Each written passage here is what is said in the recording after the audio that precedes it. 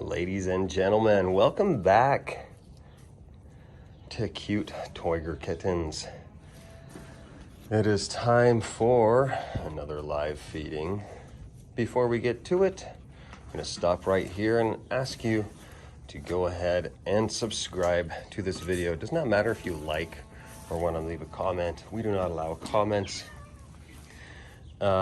And we don't care how many people like what they're seeing here. Now go ahead and subscribe and we'll get right back to this. Before we open that box, let's introduce you to the characters in today's live feeding. This is Houdini. This is Magic Maui. These two are half brothers. Houdini is a Caracal Bengal hybrid. And Magic Maui is a fishing cat, jungle cat hybrid, a very strange sort of Chausi. Here we have Dixie. Dixie is a high percent fishing cat, Jambi. A Jambi cat is a hybrid cat. She is one amazing girl. She's the boss here. Next we have Amberlin. Amberlin is also a Caracal Bengal hybrid. Over here we have Dinah. Dinah is a high percent Savannah cat. She is nearly 97% serval. She is probably the most well-trained of all in terms of hunting and retrieving. And up here, we have a young Jambi tiger and a naturally occurring munchkin at that. Her name is McLovin. Well, hopefully you have subscribed by now. It does not cost you a damn thing, and if you haven't, may I ask, what the fuck are you waiting for? All right, ladies and gentlemen, without further ado, let's open this box. Before I do, I will warn you. If you are weak of heart, this video will definitely ruin your day, so don't watch it. Our videos are understandably polarizing and are meant to separate the weak from the strong and the grain from the chaff. So if you are not interested in seeing some bunnies be eaten for breakfast by hybrid wildcats, then turn away right now. For those of you who ask why we do this, this is entirely what these cats would be eating if they were in the wild with their ancestors. And in feeding them what they would eat if they were in the wild, we naturally enrich their bodies. This is the difference between a trained cat and a non-trained cat. Although these animals know how to kill their own food and would be able to survive in the wild with their training, they will also share their food with their human. They understand that it is first their goal to provide for their own, and then to consume what they need.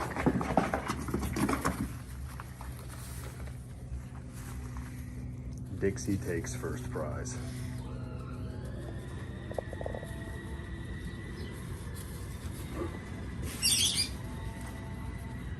I also would like to mention, whilst rabbits feel a strong sense of fear, they have incredibly powerful dopamine receptors, and they produce a massive amount of dopamine from their brain. They are not capable of feeling pain in the sense that we know it. Although they can feel fear, they do not feel the moment when the incisors of the cat punctures the skull or severs the spine. A brief pursuit, then inevitable capture, a swift bite just behind the skull, turns the off switch to the on position, turning this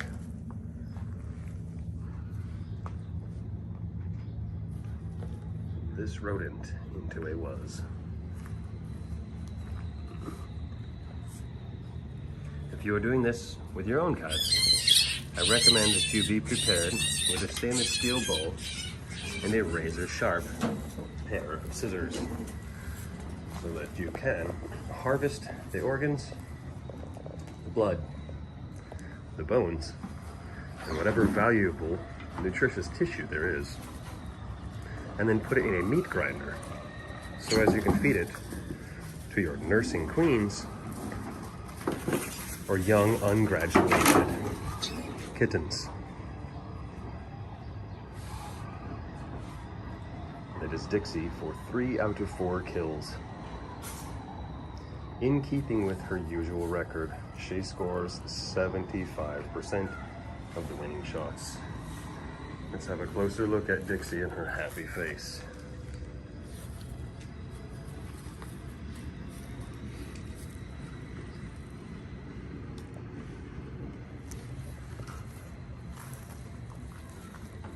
And we go back to the well to see if it gives again.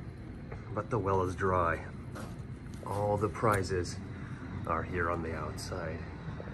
And it seems that a young survivor has gotten himself trapped in this part of the fence right here. So I'm going to pull him out. The humane thing to do is not to let him suffer too much fear for too long, as dying in fear is truly a painful way to go. We will let Dixie finish him up. Give him the finisher.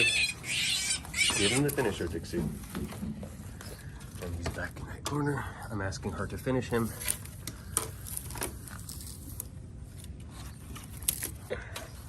Can you finish him, please? Atta girl. And it's Dixie for another close. She's simply bitten him behind his neck. In this case, she did not puncture his brain nor sever the spine. It's her intention to keep this rabbit alive so that her young can learn how to kill for themselves. This will be Magic Maui's first attempt at making a kill.